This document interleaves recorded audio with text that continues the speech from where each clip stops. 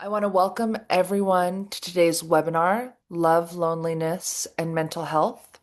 My name is Lindsay Hooper. I'll be your moderator for this webinar. In this session, we're going to cover understanding connection in a disconnected world, including how love and connection support emotional regulation, resilience, mental health, how loneliness can look many different ways, and some small doable things to build deeper friendships and relationships as an adult.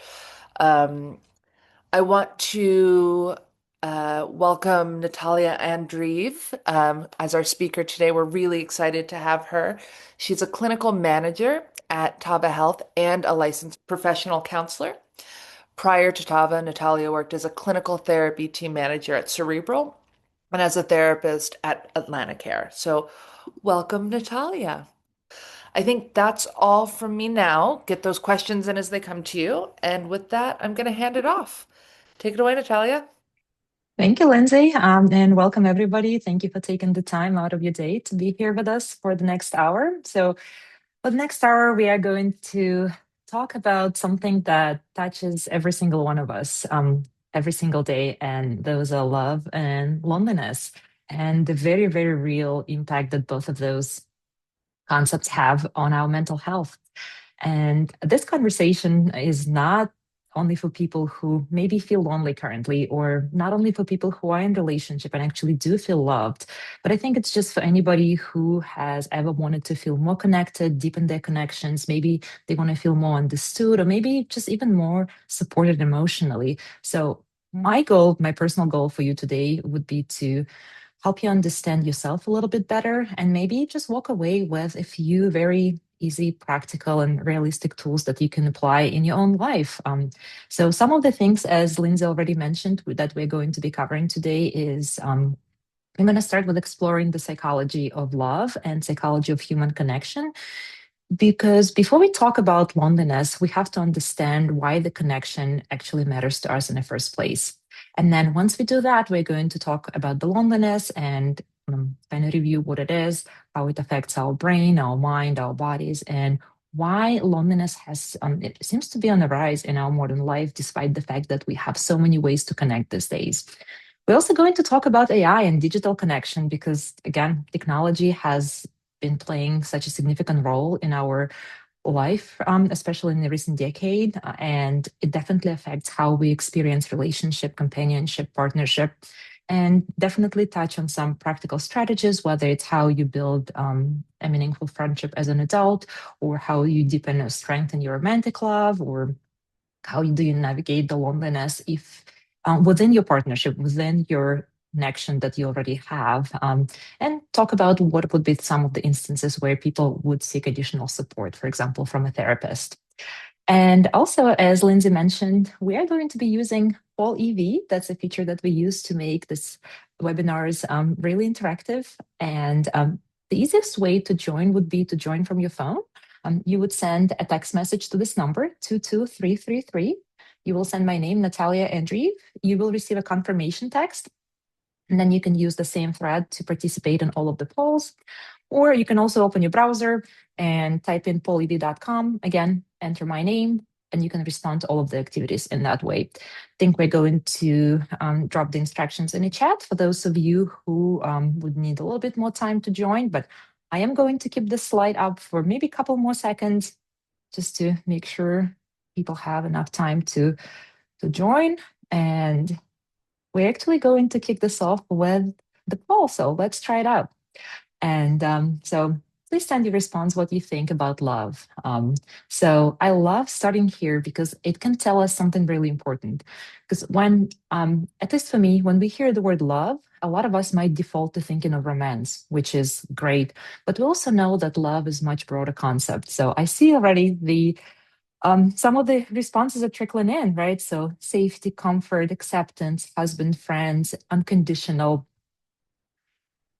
And the bigger the word, the more that means the more people are selecting it. Happiness, acceptance, friends, caring, cat, pets, absolutely. Look at that.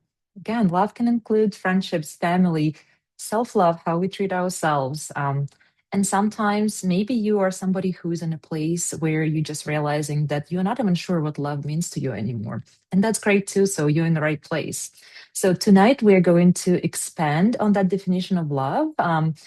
Because again, if we just look at it in a very narrow way and associate it with the romantic connection, then we're going to really narrow our understanding of loneliness. And if we have this narrow view of love and loneliness, then it can definitely sort of distort how we experience connection and how it affects our mental health. But I do love that we still have some responses coming in. We have the lifelong and bonding and wholesome.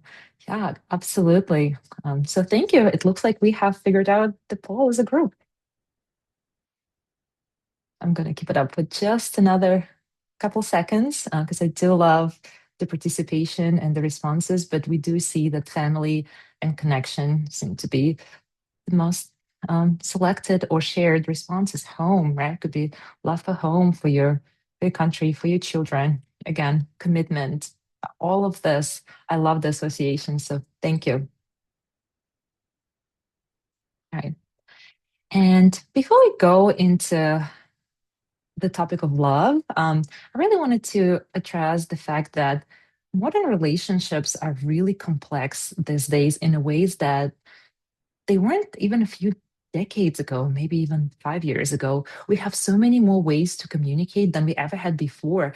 And we're going to talk about some statistics later on, but so many people actually report, despite having all of those connections or opportunities to connect or ways to connect, a lot of people are still reporting feeling very deeply alone. Again, you might be somebody who are currently in a committed relationship and still feel emotionally disconnected from your partner. Or you can be maybe somebody who is very present on social media. You might have hundreds of followers and connections, but still feel very unseen by people. You might be somebody who is strong and who is independent and really successful, and you could still have this deep longing for relationships and for companionship. So again, it doesn't matter where you are in your relational experience, even if it feels really complicated and not straightforward. It just reflects, I think, the complexity of the world that we're currently living in. So keep that in mind. So let's start with the psychology of love and connection, because we do need to understand this before we can talk about loneliness. Because connection and love, it's not just an emotional concept, it is also a very deeply biological concept. So when you think about human connection, it is a gift. But it's also not a luxury. It's not the bonus feature of life. It is our deeply wired biological need. So if you kind of reflect on your own journey or when you observe children, from the moment we're born, our nervous system is starts to develop through co-regulation with another adult. It means that we can calm down in the presence of a safe and responsive another person, right? So anyone, maybe it's one person, maybe it's multiple people, but we do need that one safe presence for our nervous system to start developing and learning how to self-regulate. Also, when we do have those safe connections in our life, that supports our own emotional regulations, not even as children, but when we, grow up and become adults, we still need that. When we feel overwhelmed and another person is there for us, that's when we can feel that, comfort, and they can stabilize us in a way that nobody else can or nothing else can. So also connections do help us from the, again, biological standpoint. It helps us buffer stress. And there's many, many studies out there that actually consistently show that when you do have a pretty strong social support system in place and they're there in a time of need, it can definitely help reduce that physiological and psychological impact of stress on our body. And also connection helps us build resilience. So if you think of maybe a definition of resilience, I always think when I think resilience, I feel like it's our ability to bounce back from the adversities. And if you, again, somebody is going through a hardship and that person has strong social ties and strong social connections, they tend to bounce back. They tend to recover way more quickly than a person that perhaps doesn't have that safety net, that doesn't have that strong social connection network. And also, again, there's just so many studies out there these days that show that the connection is associated with better mental and physical health outcomes. We know that when people are chronically lonely, that chronic loneliness can lead to increased inflammation in the body in a physical sense, in an emotional sense. People do register higher levels of cortisol, which is a stress hormone. People become more susceptible to the risk of cardiovascular conditions, for example, depression, anxiety, and ultimately that can translate into a shorter lifespan. So think about connection having this protective layer. So it's not optional. Again, it is wired in us biologically and have a lot of benefits. So how does it help us? So how does actually love and connection regulate us emotionally?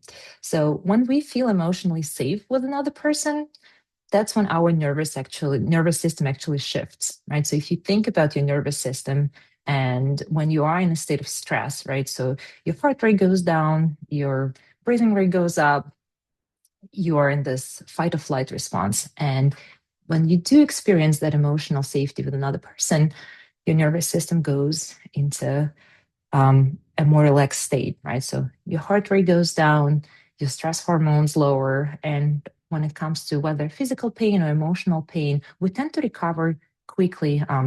And again, if somebody sits with me during the time of distress, I definitely perceive that signal that says, I'm not alone.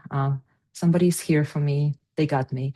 And I think that is why, if you reflect maybe on some of the recent interactions you have, even like a warm conversation can change the mood, right? So maybe you were not in the greatest of moods, and then you talk to somebody, maybe it was a family member, a partner, a friend, and all of a sudden, again, you just feel better, you feel lighter. And again, it has a lot to do with the biology and how we were wired. Also, there is this misunderstanding sometimes that love can come from one place, that there could be that one person in your life who can give it all. But in reality, love doesn't come from one single place. And I don't think that any single relationship, doesn't matter how deep, how meaningful, how big that relationship is in your life, how much it means to you, I don't think it can ever meet every need that you have. And that's a healthy way of looking at the relationships. So when we think about, for example, love, as I mentioned before, a lot of us just default to think about romantic partnerships. And it's definitely a big source of that emotional connection, of that emotional nourishment. But you can also think about the friendships that we develop that are deep and meaningful, and they can give you that level of validation and shared experience that, again, can nourish your soul and provide that sense of safety.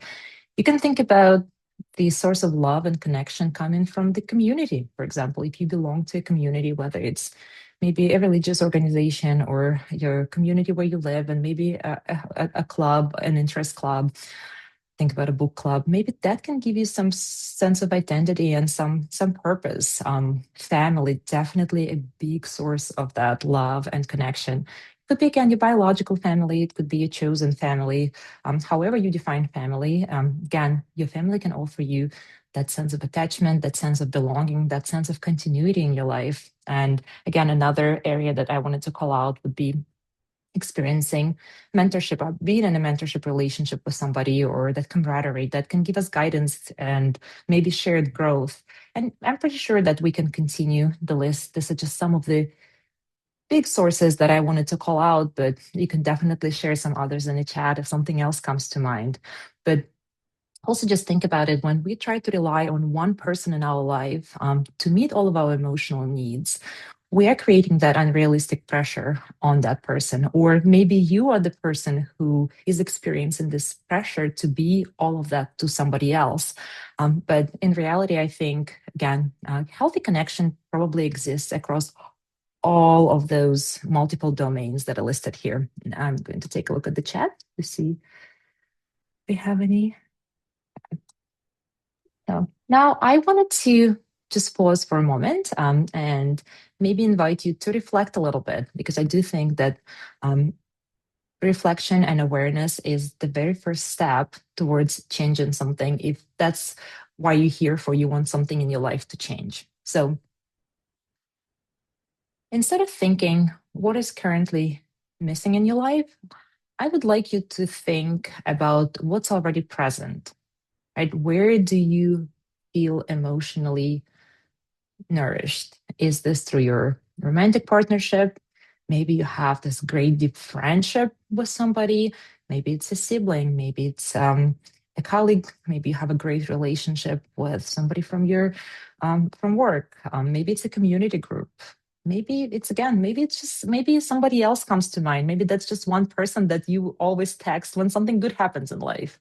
Right. So let's just take maybe 10 seconds and think, who would that person be? Or where would this source of emotional nourishment come from in your current situation? Again, it could be from your pet. Maybe, I have a lovely dog, and oftentimes she can change my day. I could be a little bit frustrated, but anytime she comes, around and just looks at me, it can definitely change my mood.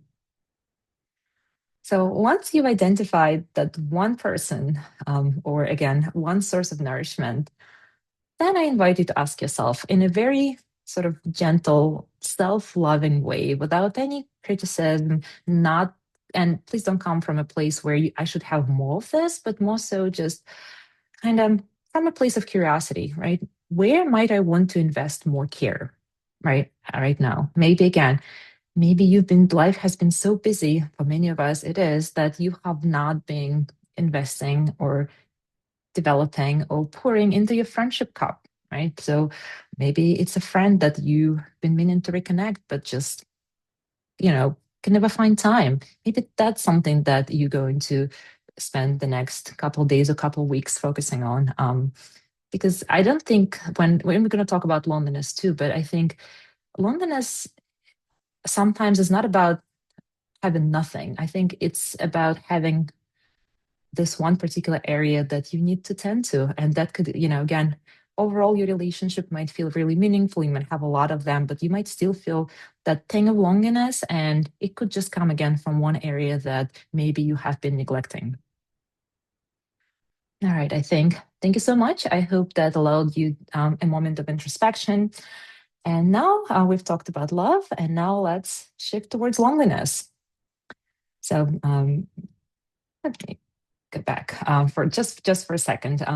Just wanted to kind of kick this off by saying that, in my opinion, loneliness is one of the emotions that is most misunderstood. One of the experiences that people misunderstand, because I think a lot of times, and if we had another association exercise, a lot of times people think about loneliness about in terms of being physically alone, and we all know that it's not accurate. I think when it comes to loneliness, at least for me personally, I think this is exactly the gap between the connection that I want to have in my life and the connection that I feel in my life, right? So again, you could be surrounded by people and feel profoundly lonely, or you can be in a long-term committed relationship and still feel unseen and not understood by your partner, or you can be really socially active and still feel really emotionally disconnected. And I promised you some statistics. So there were some studies done recently, 2025, 2024. And for example, CDC reports that 1 in 3 adults in the US, which is roughly 33% of the population, reports feeling lonely. And about 1 in 4, which is about 25% roughly, say that they actually lack adequate social support or emotional connection in their life. Another study that was done really recently, again in the United States, says that about 37% of people were put in a classification where they said, I experienced moderate to severe loneliness, which is, again, a pretty high percentage of the population, with older adults tend to experience loneliness more than any other age groups. But let's try out another poll here. So, because again, I think this will bust one of the biggest myths out there, that if we feel love, that this is going to automatically protect us against loneliness. But which of the following do you think is most true? And that was an easy question. I think overall we have collectively have figured out that the answer would probably be that you can feel lonely even in a very loving relationship. And I think, again, we have somebody in our life, or maybe not just one person, but many people in our life that provide love and sense of safety. But also, this is where the attachment, the emotional safety, and communication begin matter more than just the relationship status, saying, I am in a relationship, or I have a family, or I have a friend. Because loneliness is often not about the proximity, right? Having somebody in a physical space, but I think it's about the perceived connection. And um, once we understand that distinction, that it is the gap of what we really want and how we actually perceive what we have, that's what allows us to really address loneliness. Now I'm going to talk about the impact of loneliness. And I think I've kind of alluded towards it earlier, where if loneliness, again, a short period of loneliness could be good, could be really beneficial for people. That's when your social battery is drained, you need some time for introspection, just sitting with yourself. That could be really healthy. It allows you to reset. But if it becomes chronic, and persistent, and then it kind of doesn't stay within the realm of just feelings. Now it's going to have its impact on our physical well-being, our physical body, right? So our mood becomes more fragile. It can be harder to regulate emotions when we are feeling chronically lonely. Again, small stressors can have pretty big reactions for people.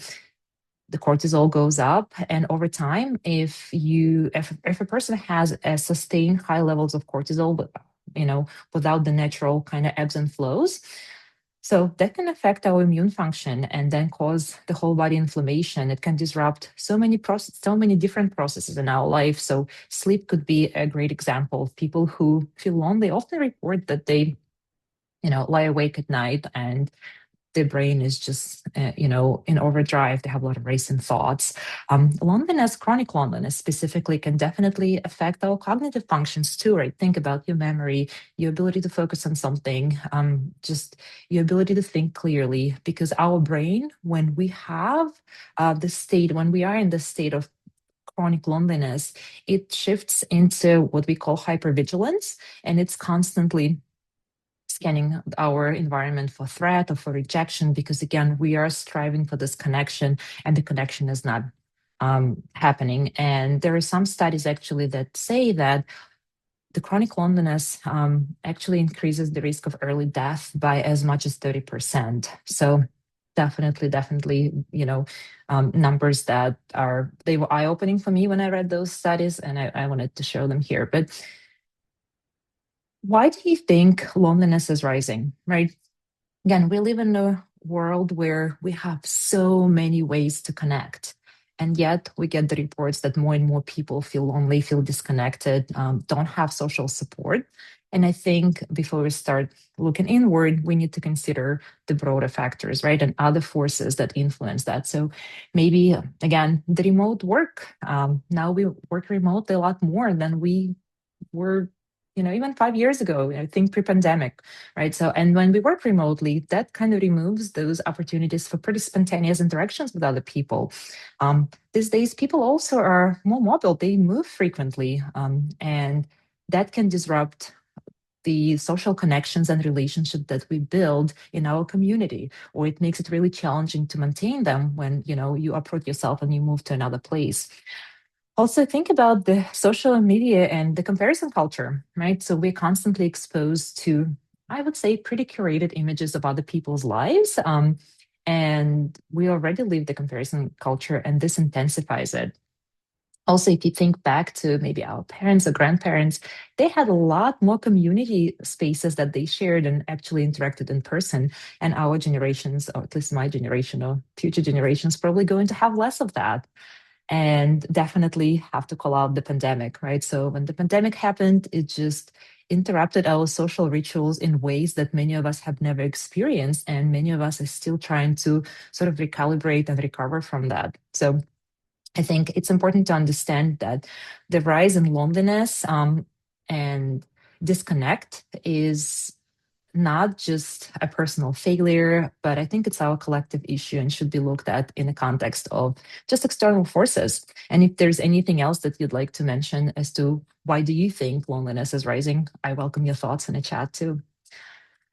I also wanted to kind of um, circle back to loneliness as a signal. Because again, a lot of times when you are striving for connection and you're not very successful in, again, building relationship with people, many people can turn inward and start looking within themselves. Is this, my a sign of my personal failure? Is there something wrong with me? Is that a personality flaw that I have? Or is this the evidence that I'm just unlovable? So it's very easy to turn inward, but I do think that loneliness should be looked at as a signal, right? So it's very similar to when we experience hunger, it means that we need to eat. If we experience thirst, we know we need a sip of water. Any other signal that our body sends us, if we feel sleepy, most likely it's time for us to take a nap, or it signals us that it's our time to go to bed at night. So because the signal itself, if you look at loneliness as a signal, the signal itself is not the problem, right? It's just the signal.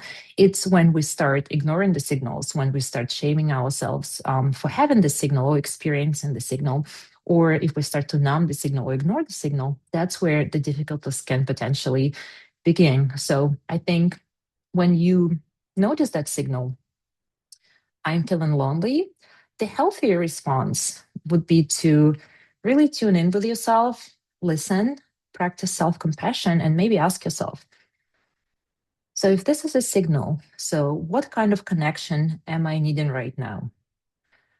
I had asked myself this question yesterday because I was feeling a little bit off. And I realized that for me, it was a connection that's missing currently is the connection with nature. I really like to get out there to take my dog for a walk. And Lindsay and I were talking about this earlier. The weather has been so cold lately that I haven't been out much. So I've been a homebody for the last maybe a month or so, and I'm really really starting to miss that connection. So again, that's a kind of way to again take a look at the signal and introspect and determine, okay, where do I need to pour right now? All right, so now we're going to talk about something that is definitely shaping the way we connect in the modern world. And it's shifting the way in a pretty, major way.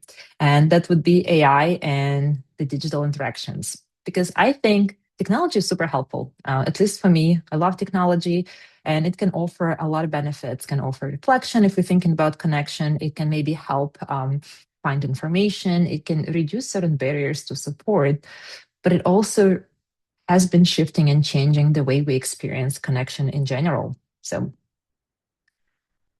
you probably have read the stories or have heard the stories of people saying, I really, really bond with AI. It seems like it understands me. And they're the reason why our brains actually have that bond with AI. And they're pretty simple.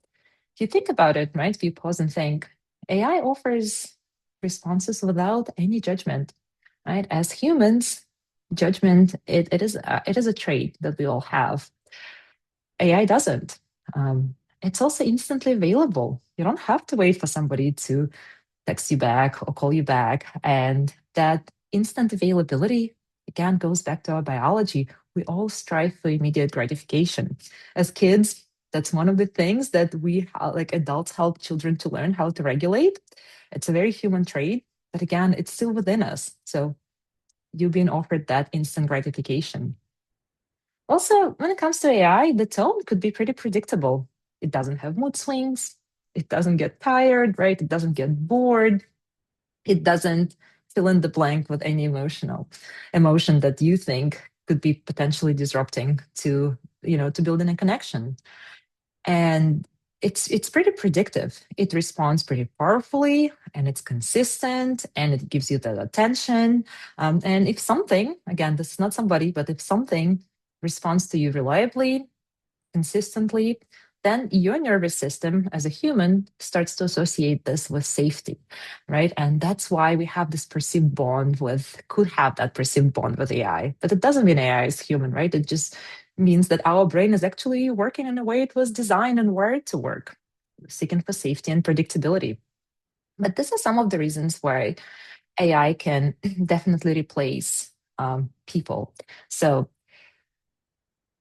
And I think it's really important that we are honest about it. And I would love to hear. I know it's a pretty big topic these days, so I would love to hear your thoughts in the chat. And Lindsay, if anything relevant pops up, please let me know. But AI cannot experience emotion, right? So we should not forget that. It can simulate empathy, it can, again, imitate empathy, and it can generate the language that sounds compassionate and empathetic, but it does not feel concern, it doesn't feel the warmth, doesn't feel the care, right? So there's just no internal experience that is happening on the other side when you communicate with an algorithm, right? Or AI agent. Also, the opposite is true, right? The AI cannot be impacted by you.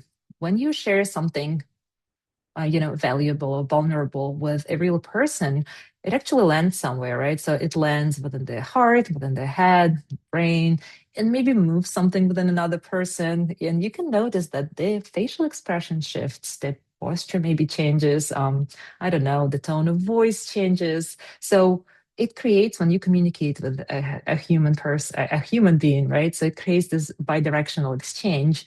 And with AI tools, right? AI platforms, nothing shifts internally because there is, again, AI doesn't have the internal world for us to shift. And it definitely cannot offer the true reciprocity that we are wired to seek, right? So there's no that back and forth emotional influence that happens when two nervous system of real people try to affect each other, right? So in human relationship, and think of any interaction with another human being, we regulate each other constantly, right? So that's a continuous process. We pick up on each other cues, body language, and then based on that, we adjust and then we respond. And sometimes we respond not appropriately. Sometimes we miss a tune. Sometimes we break things and then we repair things.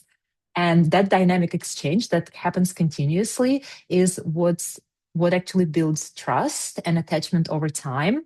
And that's where the value of the human connection lies. And AI tools cannot correlate with you in real time. Again, they can simulate a lot, they can emulate a lot, but again, AI tools, a lot of them are based on the language models, but the words are just a piece when it comes to correlation. It's if you think about the actual human exchange, again, it's the how you sync your breathing patterns with a person that you're talking to.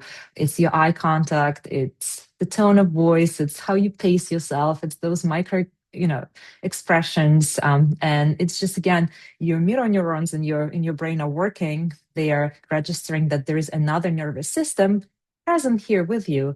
And again, this is biology coupled with the psychology. And that's something that again, creates that emotional safety. And also, I think vulnerability is definitely a big piece. Um, when that another person, a real person, is choosing to show up for you, that they care, they invest in the relationship. So then the presence actually carries a lot of weight. And in healthy relationship, there's, two people's matter. Both people are accountable. Both people can hurt each other. They can bring each other a lot of joy, and then they can repair the broken relationship. That experience definitely doesn't happen with AI, right? There is no growth. There is no discomfort. But I think of it. I personally like AI, and I think technology can support a lot of connection. It can facilitate access to resources. It can facilitate access to information. It can definitely reduce and break down a lot of barriers for many, many people. But I don't think it can replace how human experiences are fundamentally were designed to feel, right? So you and another person actually seeing each other. So, some of the risks, and again, this comes from so many stories and so many experiences that you can find online about people really, really over relying on AI. And instead of using it as an add on, they substitute AI and digital interactions for human interactions entirely. So, this is when we can see some of the unhealthy shifts happening, right? So, you may be delaying reaching out to real people because, again, when it comes to a digital interaction or an interaction with an AI agent, it just feels so easier. It's there. You don't have to wait. So, and naturally, as humans, we do default to, the least amount of work that we have to do. So it also distracts us from practicing our social skills. You don't really have to practice social skills when you talk to AI. So maybe there's some erosion potential for some erosion there. You may also, if you're over relying on technology for connection, you can start noticing that you become emotionally reliant on something that doesn't require any growth, doesn't require any true deep connection. Nothing breaks, so nothing requires you to practice how to repair the connections. And over time, what was intended to be a great, stepping stone to again developing deeper connections, seeking support, it actually increases the isolation for people instead of reducing it. So I don't think technology itself and using technology is a risk. I absolutely don't think so, but I think it becomes the risk when we allow technology to replace our effort and true, human connection. And I think this is where this slide sums it all up, right? So the balanced truth is that, again, AI can offer a lot of good and positive things. Information, thought organization can help you develop maybe a little bit better insight, reflection, can never replace the human connection. And I don't think we should ever view it as our final destination when you're lonely and you're striving for connection. Because again, just going back to biology, our human nervous systems actually regulate in the presence of other human nervous systems. So let's not lose sight of that. And now we're going to transition to the next segment, which is how to build meaningful relationship in real life. If we kind of talked about the fact that connection is our need, and then you can see loneliness as a signal that tells you something. So, what can we actually do about that? Now, let's do another poll. I think I would love to see how we land here because it kind of highlights what are some of the automatic coping patterns that we have as a group. So, when we feel lonely, what do you default to?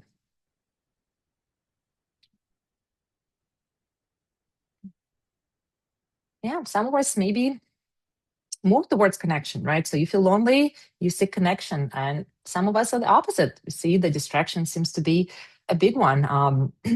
Some of us maybe just withdraw and retreat. And I am not a big distractor. I don't distract myself, but I definitely tend to overfunction. Which again could look very strong on the outside, but feels very lonely and internally potentially. So I don't think any of those responses are, bad or wrong. They just the strategies that are actually protective strategies because in short term, any of this strategy, if you use it when you feel lonely and you want to make yourself feel better, in a short term, they're pretty effective, right? Because it does the trick, makes you feel better. It's the question becomes whether they're helping you the long term, and that's where we're going to go next. Okay. When I talk to my clients in therapy about connection, one of the biggest misconceptions that I pick up on when we discuss connection is that it is perceived as though it requires something big, some dramatic gestures, a lot of time investment, which sometimes it's true, but in reality, it doesn't. I think we consistently see that connection grows, it strengthens through repetition and not necessarily the intensity of it. It could be as simple as, again, I maintain weekly check-ins with my group friend, and it's been wonderful. Again, there are times where everybody's busy, and if you don't invest in those small little things, again, just saying good morning in a group chat or just saying, what are the plans for tonight or for the dinner that we have planned this week? So, what is everybody doing? Have you seen this latest movie? Again, there's just so different ways, small ways that you can connect with people. Again, a lot of times connections start with just, again, seeing the same person, maybe in your yoga studio, maybe you're in school and you have this classmate that you always say hi to. That's how the connection starts. Could be just very short, very familiar conversations, just enough to again to give you that base. And then we do know that because of the way our nervous system functions, that safety does develop through predictability, right? So you don't need to, again, build closeness with another person by doing this one big thing, one grand gesture for them. Again, it could be built through just showing up again and saying hi consistently and seeing where it's going to take you. Another misconception, because deep connections and relationships do require vulnerability on both sides. And people think that when I for example, tell my clients that they do need to practice vulnerability, they think that means sharing your deepest, I don't know, trauma with another person or with the person you've just met. But again, vulnerability doesn't mean emotional oversharing. It doesn't mean exposing yourself, all of your, inner truths or traumas in unsafe spaces. I think vulnerability is way more ordinary than a lot of people actually think or tend to think. It's about maybe sharing very small but really honest truth with somebody that's going to make you feel maybe a little bit uncomfortable again, but they will allow somebody to see you a little bit more clearly than you would normally allow under normal circumstances. And it could sound like, naming your emotion for somebody, where we tend to default, I'm fine, instead of saying, I'm fine when you're clearly not fine. You can say, I've been feeling a little bit overwhelmed lately, or I've actually missed talking to you, or I've been trying to make more time in my life for connection. And or you can say something like, trying to think as to what vulnerability could look like. You can say something like, Um, I'm not sure how to say this, but this, whatever that experience is, really matters to me. So again, this are not some big confessions, just kind of subtle openings where you open the door for another person, you invite them in, and hopefully the connection will happen. Because, when it comes to trust, we all know that it doesn't grow in spurts, it grows in small, predictable increments. And also, vulnerability is a skill. It's actually not something that you either born with, or or a trait that you have or you don't have. That's something that strengthens with practice, like any other skill. Whether you practice in public speaking or anything else, the more you practice the small moments of vulnerability, the easier it becomes. But again, it's just such a huge, huge piece of really deep connection. Another kind of not problem, but a concern that a lot of adults express in therapy sessions is, how do I build relationship or friendships as an adult? Because it's definitely not as easy to do as we age. Again, the opportunities become less, we're less exposed to a lot of people. But the truth is that it does require initiation. And this is something that is very uncomfortable to many, many people, because we do, as adults, we do feel a lot more awkward about initiating a connection, a conversation. We just don't admit it. We don't say it out loud, but a lot of people do. So again, when you are feeling some sort of connection with somebody, maybe again, you go to yoga and there's this other person that you seem to be vibing, you can say something, hey, I really enjoyed talking to you after class today. Do you want to grab coffee sometimes? Or, oh, I'd love to do this again, or maybe take this special class again. And look for green flags. And if that person is consistently showing up in your life, are they showing the mutual curiosity? Because again, relationship is a two-way street. How are you responding emotionally? Do you feel that connection, that spark? Because again, friendships do start with predictability, proximity, and a lot of repetition, instead of just this. Occasionally, it would be this immediate chemistry you feel with another person, and it develops into something great, a deep friendship, a meaningful friendship. But a lot of times, it is not. It is about those small connections that build over time and layer on top of each other, and then you have a friend. For those of us who are maybe on the other side of the spectrum, maybe you have so much connection, maybe you've been connecting too much and you're feeling really tired or socially anxious, you're exhausted. So, this is your signal to lower the intensity, to maybe, again, embrace loneliness for a period of time where you will give yourself some time and space to relax, to introspect, to reconnect with yourself. And you can do that without losing social, again, interactions. You can default to some sort of a structured environment, right? Could be, again, taking a class where you connecting with people, but not too intensely. Maybe you have a hobby that, again, I think it's way less intense when you walk with somebody and you have a conversation as opposed to you sit down for a cup of coffee and the only thing you do is you expect it to have the conversation. Again, keeping the conversations and interactions shorter. So again, you will have enough time to recharge. And again, I think connections don't have to be like this overwhelming big things to be meaningful. Even the smallest of things can be deeply, deeply personal and can help us regulate the nervous system. Again, this is an exercise that I would like you to maybe try out for the rest of February. Just choose one connection habit that you would love to try this month and commit to it for the next 2 weeks. Again, something small, something that will not require a lot of time and energy, something realistic. Again, we don't want anything that in a sort of like, I'm going to reinvent my entire social life. No, something that you can actually sustain. Again, I'm going to leave this up to you, but please, if you are somebody who is looking to create new connections or maybe deepen the existing connections, this is the time to maybe write something down and actually see if you can follow up on it. All right, so we are going to move on to shifts to specifically talking about the romantic relationship, because again, it is a big part of connection and love and loneliness.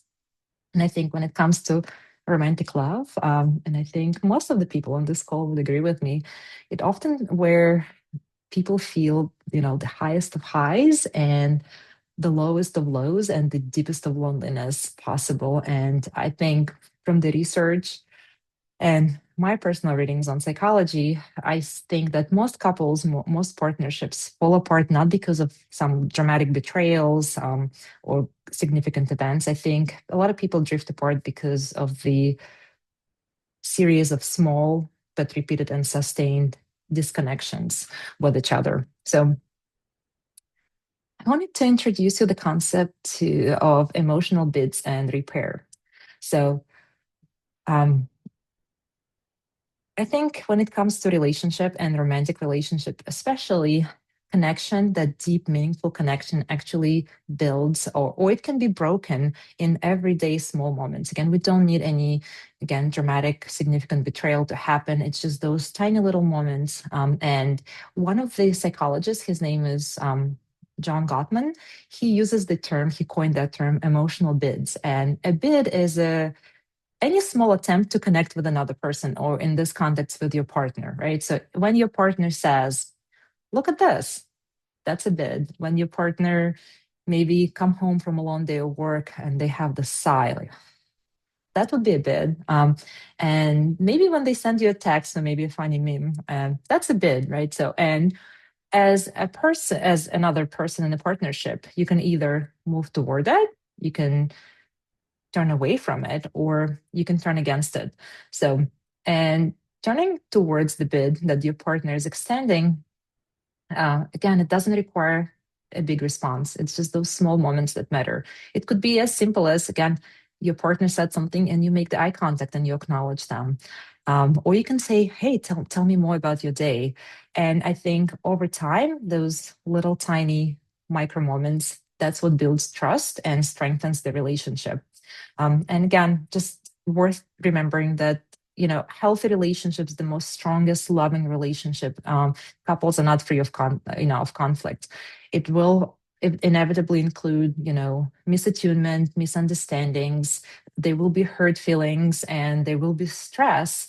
But what actually, again, based on the studies in psychology, what actually predicts the long-term stability of the relationship is not the absence of the conflict itself, it's how we repair that conflict.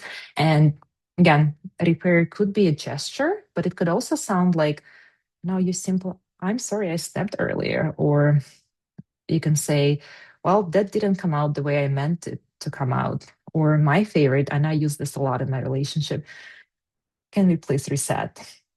Let's just take a breath, reset, and try this again. And I think every couple, every partnership will have moments of rupture and moments of disconnect. It's how you choose to reconnect and repair the relationship. That's what actually matters. Rituals. That's one of the ways you can strengthen the relationship because they do create predictability, and we humans love predictability. So, again, you can develop your own ritual. It could be a daily check in, a good morning, love.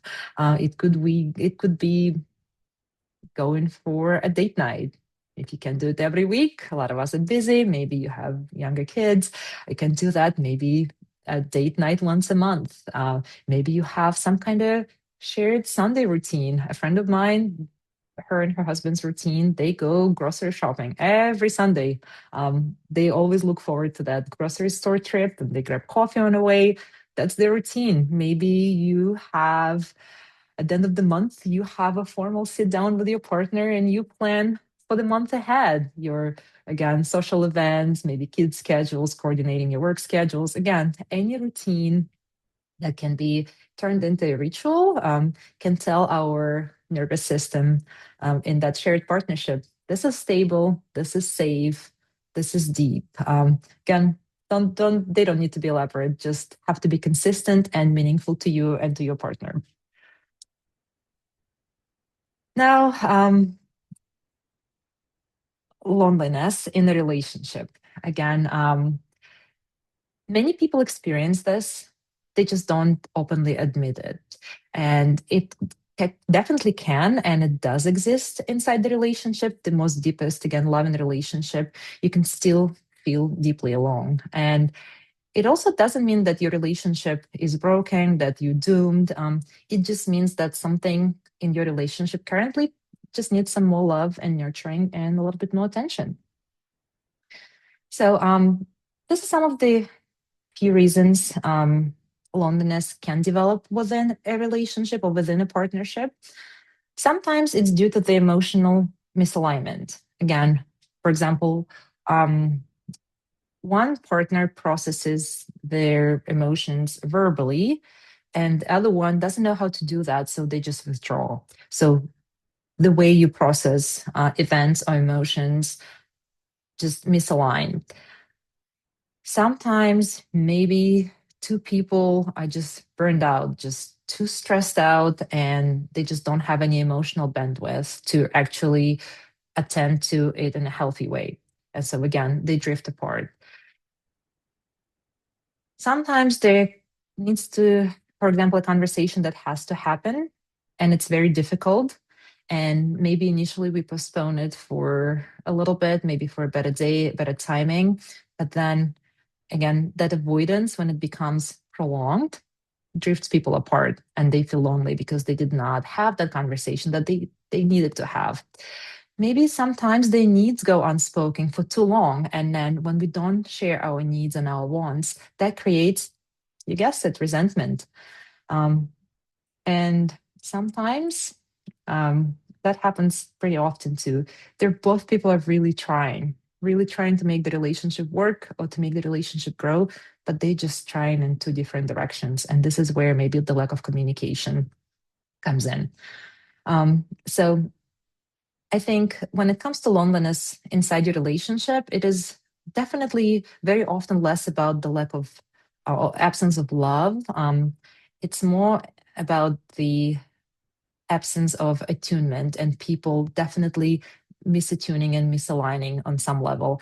And this is way maybe where, talking to a professional could be helpful for the couple to reconnect. So I wanted to introduce some of the helpful language that you could maybe use to initiate the conversation with a partner if you are starting to feel lonely in your relationship. Because if you start feeling resentment or kind of pass the blame around, that will definitely shut down the connection. So an invitation to have a conversation tends to again open the door. So again, instead of saying, well, you never pay attention to me, you might say, I really miss feeling close to you. Or instead of again shifting the blame and saying, you just don't support me, you might say something like, well, can we talk about what support looks like for me right now, what support looks like for you right now? Again, this initiation and those statements and actually saying it out loud, they do require vulnerability. And we talked about vulnerability being a skill. And if that's not something that comes naturally, maybe something you need to practice. But again, I think reconnection and the strengthening of the relationship actually begins when we lead the conversation with honesty, but in a very gentle way. And again, sometimes we do need to seek support. And please don't feel like this means that you're weak. It doesn't. Again, sometimes when loneliness starts to feel really heavy or persistent, or you just lost and you don't know how to help yourself, again, therapy should never be a last resort. Therapy is a resource that you have access to. So again, the trained professionals that can definitely offer you that space, safe, structured space to practice connection with support if this is something that you need. Again, maybe you're somebody who's healing from loss, maybe healing from heartbreak, betrayal. Maybe you just don't know how to go about building a relationship or strengthening the relationships. By all means, please seek support. And I know we are almost at time, and I think we did great. So I just wanted to, as we kind of closing this out, I want to reflect on a few important points that we've made throughout this presentation, right? So I think every person on this call is wired for connection.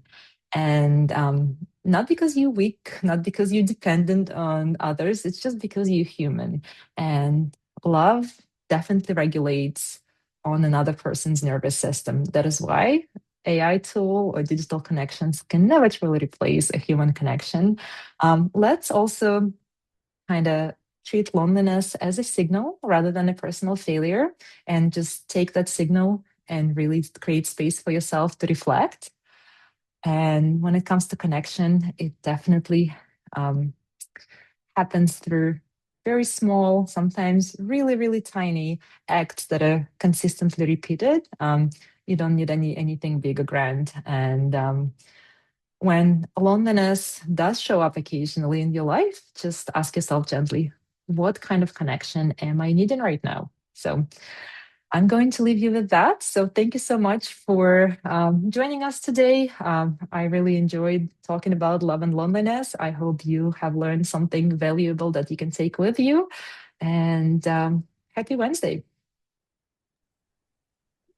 Thanks so much, Natalia. Do we have a moment for just two questions? We might. Okay, so quickly then. Um, the first one is what is the science behind being surrounded by people but still feeling lonely? Yeah. So the science is a little bit complex, and but also very simple, right? So it means that you just don't have the mental space, perhaps, and mental resources, or there is a lot of misalignment between you and the group of people that you're being surrounded in by. So again, loneliness can also show up and mask the need that is not being met. So I think I personally read a lot about love and loneliness, and I invite the person who has the question to actually go and look this up. It's really fascinating. A lot of it has to do with biology, and then definitely a huge psychological component. But it is a phenomenon where people can be surrounded by a lot of other people and still feel, pretty deeply, profoundly lonely. So yeah, fortunately, we don't have time to go deeper into it, but I would love to talk more about this. Totally. Do we have time for one more question? Yes, let's go for it. Okay, amazing. I think this one's really interesting. I'm lonely in my marriage, but my husband insists that he's not. How do I help him understand that this is a problem for us because it's a problem for me? Yeah, that's really tricky. And I'm not a marriage and family therapist. I just happen to be somebody who, likes to read up on it and follow some of the latest developments when it comes to marriage and family therapy. But we also know, just from a basic human experience, that we can't really force another person into seeing things our way or doing something that they're not ready to do. So I would maybe encourage a person to explore stages of change, and maybe the other partner in the relationship is truly not where you know they need to be in order to do some meaningful work, but it doesn't mean that you should give up trying, right? Again, trying different strategies, maybe inviting your partner to attend a therapy session that is not going to be a couples therapy. It could be, if you are seeing a therapist for yourself, you can always invite your significant other just to help to allow them a glimpse of how it affects you without labeling it as a couples therapy or putting that pressure on them. So, yes, I hope this works out. Awesome. Thank you. Um, I know we're 2 minutes over, and Natalia, this was great. It's great as always. So I appreciate your time and your thought, and really the empathy that you kind of speak about this with. And to everyone on the line, thank you for joining us, and we hope to see you on future TAVA webinars. So have a great afternoon, and we'll see you all soon. Thank you. Bye.